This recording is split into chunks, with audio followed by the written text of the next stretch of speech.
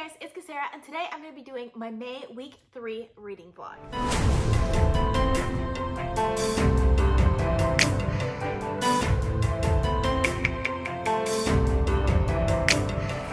So if you've watched my vlog for this month so far, which I've only had one, even though it's been 2 weeks, I did 2 weeks in one vlog. It was still only like a 20-minute video, so there wasn't that much to it. I've been in a reading slump, so I've been in a very nostalgic mood and reading a lot of nostalgic rereads, which have been working out for me. I've been actually reading as opposed to the last week of April, where I picked up like 10 different books in the same week and just read the first chapter and put them down because I just was not in the mood for it. If you've missed that vlog, I will link it up in the cards for you guys.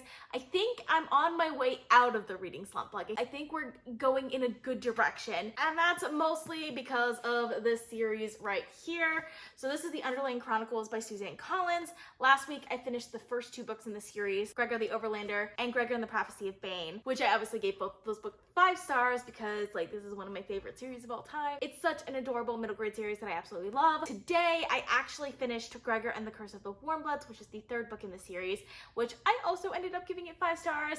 This series is just so emotional and nostalgic for me because it was one of my favorite series as a child, but it also like has all of the things that I would want from an adult series, but in a middle grade setting, and it's super fast paced and so much fun, and I just love it. I love the series, so it just helps me every time I need to get out of a reading slump. So yeah, I just finished Gregor and the Curse of the Warmbloods, which I ended up giving 5 stars. Because I just finished it, I haven't started the next book in the series. I'll probably start it tonight before I go to bed, but I am currently reading 2 books. The first one is A Clash of Kings by George R.R. Martin. This is the second book in A Song of Ice and Fire, which is one of my favorite series of all time, and it's still nostalgic for me because this is a series that I read in college, one of the few fantasy series that I actually finished in college because I had a little difficulties reading back then as well, and I absolutely love this series. Absolutely love it, and I'm really excited to continue on with this one. I've been listening to the audiobook, and there's just so many good things happening in the series, and one thing I really like about this one in particular is that it has all of my favorite characters in it, and they have some really interesting character arcs during this section of the story too. So I'm really excited to continue on with this series. Like, once I finish A Clash of Kings, I will continue on and read A Storm of Swords. I haven't yet decided if I'm gonna move on to A Feast of Crows and A Dance with Dragons yet. I think if I'm in a mood to read new stuff after A Storm of Swords, I might just start reading new stuff and not finish my reread of the series. But so far, I'm really enjoying it. And I've also continued on with my reread of the Harry Potter series. I'm currently on Goblet of Fire. I started this reread long before my reading slump.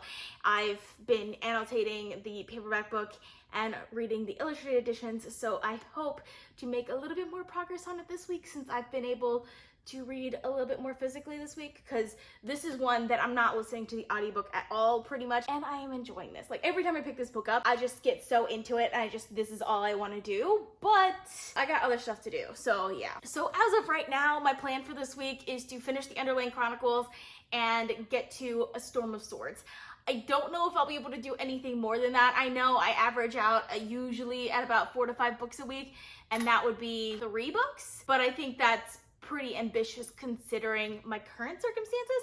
But I do hope that when I finish those 3 books, that's actually 4 books because Clash of Kings and A Storm of Swords, and then the last 2 books in the Underlaying Chronicles. When I finish those 4 books, I'm hoping that by that time I'll be out of my reading slump, or mostly out of it, and I can pick up some new books, or at least I will try to start picking up some new books at that time, and hopefully I'll be fine. We'll see though. It should be an interesting week. Okay, so it's Monday, May 18th, and I've been reading Gregor and the Marks of Secret. I'm about 1 chapter away from the ending, so I'm definitely gonna be finishing this today. I have an hour or so before I have to go to bed, so I'm definitely going to start Gregor and the Coat of Claw. If you guys have read the series, then you know Gregor and the Marks of Secret ends on a really good sort of, I don't want to say cliffhanger because it's not really a cliffhanger, but it's kind of a cliffhanger. It just makes you want to read the last one right away. And I've been so into this series that I just can't stop reading it anyway. Like, as soon as I started Marks of Secret, I didn't stop. And mind you, like, I had other books that I love that I'm currently reading, and I chose to read this series instead just because It's just so fast-paced and keeps my attention the entire time. And it's so like emotionally nostalgic for me that I'm just absolutely loving it. I should be finishing this tonight and I'll be starting this one. And I'm really excited for it. So it is Wednesday, May 20th. And before I get to like my main updates for today, I have made a bit of progress in A Clash of Kings by George R.R. Martin. I've been at work this entire week since the last update that I mentioned to you guys, so I haven't had very much time, but I did manage to make a little bit of progress. So I'm right about there now. I'm enjoying this. I like to see some of the characters in this book in particular, because I think I have more favorite characters in A Clash of Kings than I did in A Game of Thrones.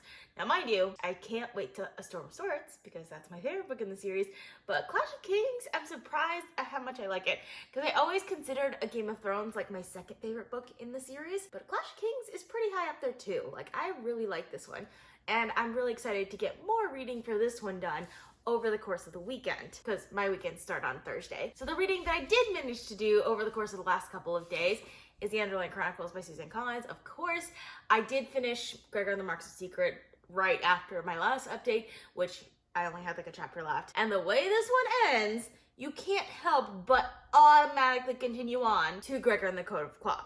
So obviously I gave this one 5 stars because, like I said, with this series, each subsequent book in the series is better than the last. I gave the first one 5 stars, and each book is like a star rating better than the previous one. So by the time we get to Code of Claw, we're like at 10 stars, right? I can't give it 10 stars because that star rating doesn't exist, but obviously I gave this one 5 stars as well. This is like one of my favorite books ever. I absolutely love this last book in the series. It just brings like all of it together. You get such good character building. You get all of the world building that you want from it. It has great political situations. It has great action, and then it brings in themes of like the pointlessness of war and things like that like you don't expect from a middle grade book, and also like instances of like PTSD and things like that as well. So like there's just so much in this book that I absolutely love, and of course I gave it 5 stars. I think now I'm ready to start something new, and this baby showed up in the mail today. I'm so excited. Suzanne Collins has been my hero this month. So the first new book that I read after like this kind of slump that I went through is going to be Suzanne Collins' new book that just came out yesterday, and that's A Ballad of Songbirds and Snakes, which is a prequel to the Hunger Games series, and apparently it's about President Snow when he was younger, which is incredibly interesting to me because Mockingjay in particular has a few scenes there with President Snow that make him a particularly interesting character. So I'm excited to see his backstory. I really hope Suzanne Collins does this with other characters as well, because there are some pretty good characters in the later Hunger Games novels that would have interesting backstories. Some of them we do get in the novels, like Haymitch's backstory we get in the novels, but like there are other ones that I think would have also interesting backstories that I think would be very fun to read. But I'm excited for this. I'm gonna start this tonight. I'm pretty tired, so I don't know how far I'm gonna get into it before I fall asleep, but I'm pretty excited for this. So it is Thursday, May 21st. I know I said that I would start this last night, but I was really tired, so I fell asleep. And then this morning when I woke up, I just wasn't fully in the mood for this, so I didn't start it today. Instead, I've been engrossed in A Clash of Kings like pretty much all day long. I've made some pretty good progress on it. I'm about halfway through it now, and I'm enjoying this so much, but I recently noticed they mentioned the ice dragon here, which I'm not really sure what that is. So I'm thinking that instead of starting Ballad of Songbirds and Snakes, I'll instead try The Ice Dragon by George R.R. Martin. This one is significantly shorter, and it's illustrated, which you guys know I've been like super into illustrated editions recently. I'm thinking about picking this one up instead because I've been really engrossed in Westeros just like all day today, so this one is kind of calling to me. So I think I'll be picking this one up after I finish filming this clip. But I also made quite a bit of progress on Harry Potter and the Goblet of Fire today. Like by quite a bit, I mean like more than one chapter, which I had only planned to read one chapter this morning, and I ended up reading a few chapters because once you start reading Harry Potter, it's hard to stop. So I have some illustrations to share for you guys. Okay, so I think that the last chapter we left off on was the Goblet of Fire. So we have this illustration here of Victor Crumb, and then over here we have Fleur Delacour, and then we have Dumbledore with the Goblet of Fire. I really like the art style in this illustration. I like the darkness in it, even though the actual scene wouldn't have been that dark. And then we have the 4 champions. And down here you can see Harry entering the little room that's to the side of the Great Hall that all 4 champions were sent to when their names were called from the Goblet of Fire. Then we have the weighing of the wands. We have the little buttons over here that says support Cedric Diggory and Potter Stinks up in the corner over there. Over here we have Rita Skeeter in the broom cupboard with the quick quotes kill. So yeah, this is an interesting illustration because it is not flattering whatsoever, which is funny because the quick quotes for Quill, the first thing it says is attractive blonde, but she doesn't seem very attractive there, though she is blonde, so I'll give her that. And then we have some individual portraits here. First we have Fleur Delacour, then I believe that's supposed to be Ollivander, Cedric, Crumb, and that's where I left off. One thing I will say about this edition is that I'm finding a lot of like grammatical errors and things like that, and I think maybe I wouldn't notice it if I wasn't switching between the paperback and the illustrated edition, but I'll read something in the illustrated edition and be like, that doesn't sound right, and then I'll look at it in the paperback and it's wrong, like the paperback version is correct. It'll be like a word that's wrong, like one of them was like give up, but it was like give to in the illustrated edition, but it should have been up, which was weird, or there's an extra word or something like that. So I'm a little bit disappointed in whoever put together the illustrated edition, because there are just things like that, especially this one. Like the other 3 I didn't notice that about, but I've been noticing that a lot in Goblet of Fire, and I'm not sure why. Maybe because I got it when it first came out and they're gonna go through and like fix all those errors and like release like the 2nd edition of it, maybe, I don't know.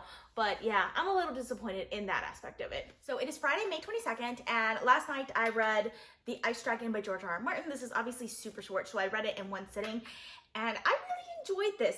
It wasn't necessarily what I was expecting. I didn't really know what to expect going into it. It felt like a legendary out of the world of Westeros about something that happened like a long time ago, and I really like that aspect of it because it has some like mystical sort of atmospherical magic sort of aspects to it that I enjoyed, but at the same time, like I couldn't really place this story in the world of Westeros. Like it seems like something that happened centuries and centuries and centuries before the Targaryens even came to Westeros. I really enjoyed it. It's about a little girl named Adara who is a winter child, and she finds an ice dragon. Go figure. It was fun, it was cute, and I ended up giving it 4 stars. I do think this is not one that, like, if you've never read A Song of Ice and Fire, this is not a book that will make you want to read the series. This is more for fans of the series that just want a little bit more fleshing out of the world, and I love that it had illustrations. It has some beautiful illustrations. I particularly like the ones on the inside cover, and my favorite one is actually on the dust jacket, because this is actually a poster that you can put up, but obviously I'm gonna leave the dust jacket on the book. So this was a fun, cute book. I don't think it's a must read or anything like that, and if you're not fans of the series, you probably won't like it that much, but I really enjoyed it. I have been super engrossed in A Clash of Kings. Like, I think this actually might be my 2nd favorite of all of the Song of Ice and Fire books. I always thought that I liked A Game of Thrones more than A Clash of Kings, but I feel like the characters that I like have more things going on in this book than in the previous book, and I really, really enjoy that. And there's also magic in here in a way that you don't really feel the magic in some of the other books, but you really feel it in here. Like Davos is a character that I didn't really care for in the books, but I loved him on the show. I think maybe since I saw the show after and now I'm rereading the books, Davos is a character that I like a lot more now, and his scenes in this particular book are fantastic, and I absolutely love them. I've made, actually, since last night, quite a bit of progress. I'm right about there now, so I got maybe about 1/3 of the book left. I probably won't finish it today, but I'll probably finish it tomorrow So I'm hoping to finish this by the end of the week. I will definitely be moving on to A Storm of Swords, but hopefully I'll also be reading some like newer books. Finally picked up one new book this month, The Ice Dragon, and I enjoyed it. So I think I'm at the point where I can start picking up new books. Now mind you, that one is sort of nostalgic still because it's set in a world that I know very well, and it is also really short, so I don't know how well picking up new books are gonna go for me, but hopefully it'll go well. So I did decide to pick up another short story prequel for a world that I really, really love, and that is The Willful Princess and the Piebald Prince by Robin Hobb. So this is a prequel to the Realm of the Elderling series, and in the Realm of the Elderling series, I believe in the Tawny Man trilogy, the stories of the Piebald Prince is really well known and it becomes relevant to the story, and you don't really get too much of his backstory. You just get like hints and clues of what happened with the Piebald Prince, and of course I love the Realm of the Elderlings and I just want more from that world. I've been meaning to pick up this novella for a while, and after reading The Ice Dragon, I was just like, you know what? I want to try another prequel short story. So this one is actually 2 short stories in one novella. I decided to get the ebook on my Kindle. It was only $4.99, and I already had digital credits with Amazon, so I ended up getting it for free. I wanted to buy the hardcover, but on Amazon it's only available for $18, which is expensive for a less than 200-page book, and it's used, so like they don't have new copies. So I'm a little bummed about that because I really, really want this book, because so far I'm really loving it. So I read the first short story, which is The Willful Princess. So Willful Princess is the mother to the Piebald Prince, and this story, it's told from the perspective of Felicity, who is a companion to Princess Caution, and also the wet nurse to the Piebald Prince, who is Prince Caution's bastard son. So far I'm enjoying it. Like, I just feel like really engrossed in the story because it's Robin Hobb's writing, right? She has a way of just immersing you in that world for the time that you're reading it. So far I'm really, really enjoying it. I'll probably finish that one today because it's only like 200 pages and I have like maybe 100 pages left, and I'm really enjoying it so far. I have the day off today, and I did a lot of the things that I had planned to do this weekend yesterday, so I have some free time today. So I think since I haven't had like a reading day like all month long, I'm going to dedicate most of today to reading. So we'll see how that goes. I'm gonna start this morning off with Harry Potter and the Goblet of Fire. It's just, usually when I start reading in the morning, it'll be this one because annotating. So when I'm annotating, I prefer to do that in the morning when my brain is still working. So I'm probably gonna start with this one, but I'll also get to The Willful Princess and the Piebald Prince, and I hope later on today I will finally get to Ballad of Songbirds and Snakes. So that is my reading plan right now, and I'm pretty excited about it. So it's still Friday night. I'm about to go to sleep. Like, I'm really tired. But I just finished The Willful Princess and the Piebald Prince by Robin Hobb. I think I've mentioned at least a few times in the past that Robin Hobb is really hard on her characters, and that is no change in this book because, wow, that was brutal. In the best way possible, though. Absolutely loved the second half of this book, like so much. There was so much going on with it. There's such interesting politics and complex social ideas and situations, and also really interesting characters. And like I said, Robin Hobb is really hard on her characters. I don't know how she managed to fit all of this into a little novella, but like, wow, like I'm somewhat speechless right now because I honestly don't know how she did it in this book. Like, if you're a fan of Robin Hobb, this is a must read because it actually adds a lot of backstory to the Farseer trilogy. Not necessarily the Farseer trilogy in specifically, but just to like the world of the Six Duchies, and especially to some of the things that happen in the Tawny Man trilogy. And like I said, I'm like speechless. That was crazy good. I was just sitting there like staring at my Kindle for a little while going, I can't believe I just read that. Like, when you read a prequel like novella or short story of one of your favorite series, you don't expect to get more out of it than some of the books in that series. Like, I feel like I got more out of this book than I did out of Assassin's Apprentice, which is notoriously one of my least favorite Robin Hobb books, but at the same time, like, this book I didn't expect to get that much out of, and I got a lot out of it, and I absolutely loved it. I was thinking that I was gonna be rating this somewhere in the 3 stars when I had first started this, but the atmosphere and the writing style that Robin Hobb has just drew me in so much that after the first short story, because this is a novella with 2 short stories,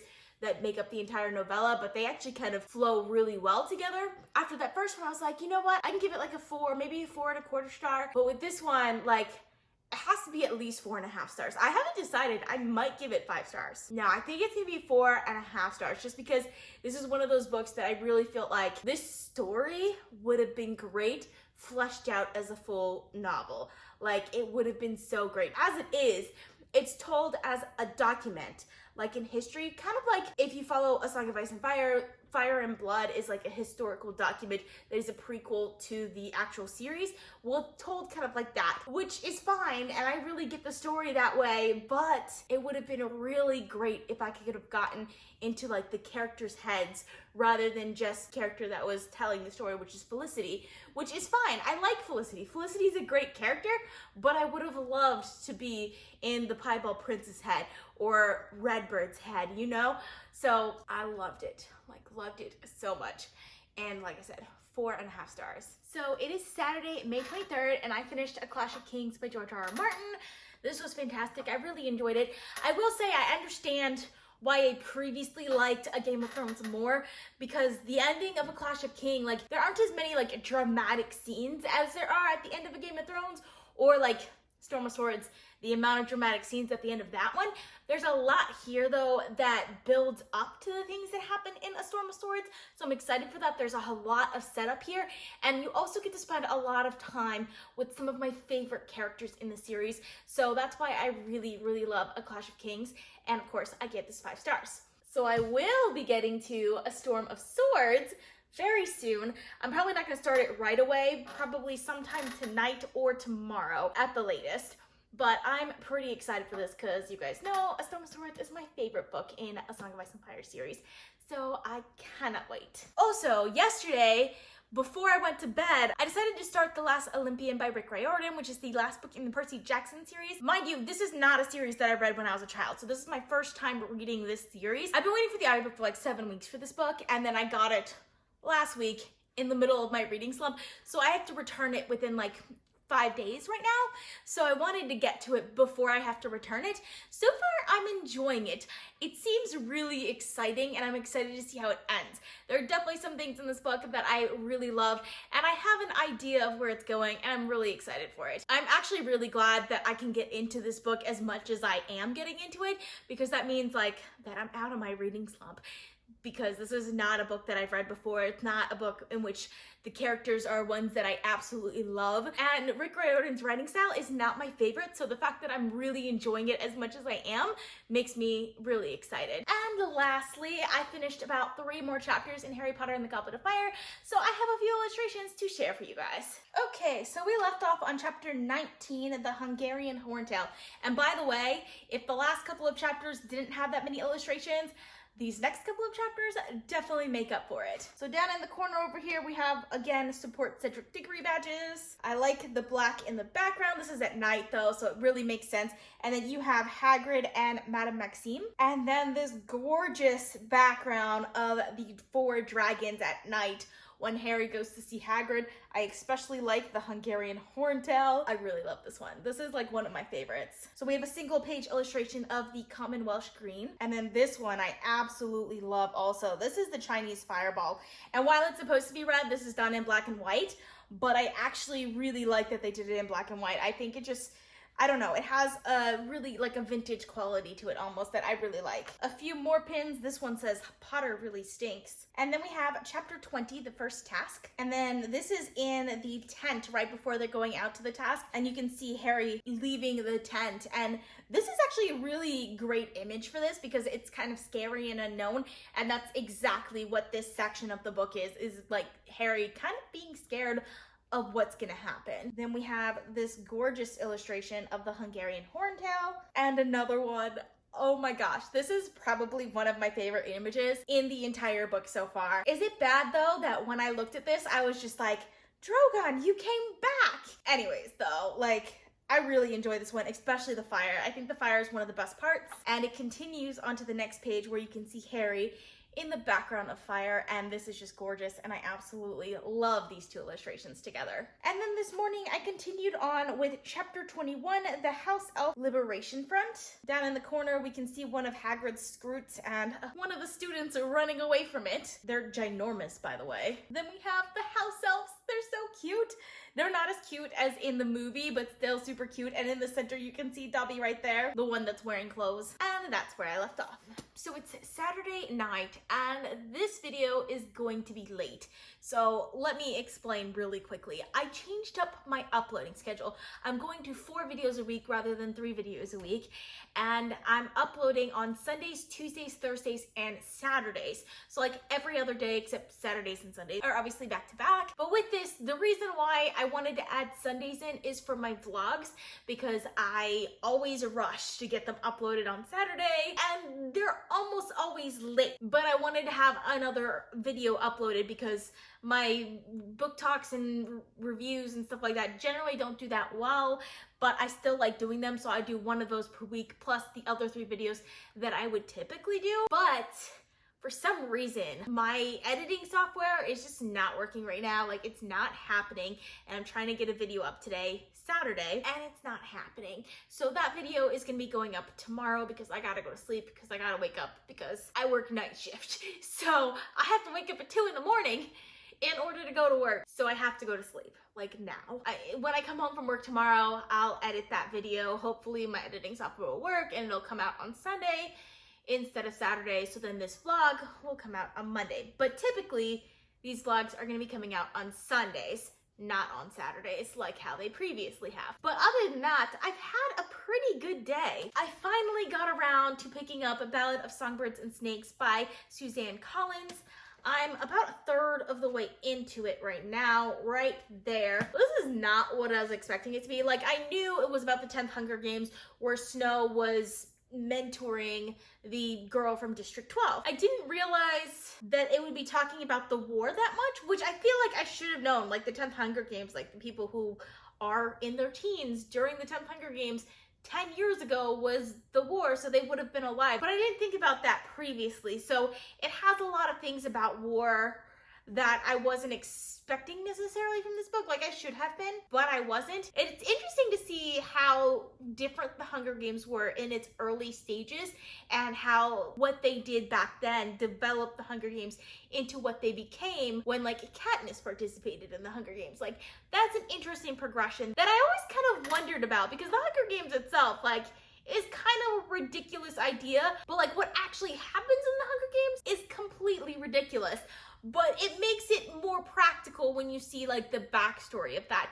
So I'm enjoying that, which I don't know what I really necessarily expected from this book, because like I said, Suzanne Collins is an author that I really love, but at the same time, this book hasn't really gotten any good reviews. I've only heard people talk about how disappointed they are in this book, but I think that's more maybe people have really high expectations of it, and I don't really know if I had that high expectations for this book. Like, I didn't even consider buying this book until I reread The Hunger Games this year. I don't know. I'm enjoying it so far, but it is definitely significantly slower than any of the other books that she's written. And it's definitely more character focused and more theme focused and less plot based. Because I feel like most of her other books, they're very heavily plot based, even though they do have great characterization and are very theme focused as well. There is a lot more action, and this one seems to be a little less action.